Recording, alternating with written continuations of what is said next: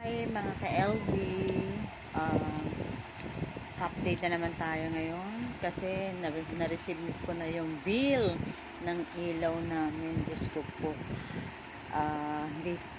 hindi pa siya bumaba. So bali 3,000 po, 3,050 pesos ang aming bill.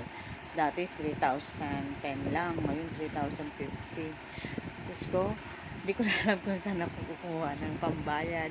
Kaya ang ginawa ko ngayon, ang bilang tulong ko sa asawa ko, magtitipid kami ng ilaw ngayon. So, 'di ba sabi ko kanina nga na naglinis ako ng rep. So ngayon hindi ko muna siya sinaksak.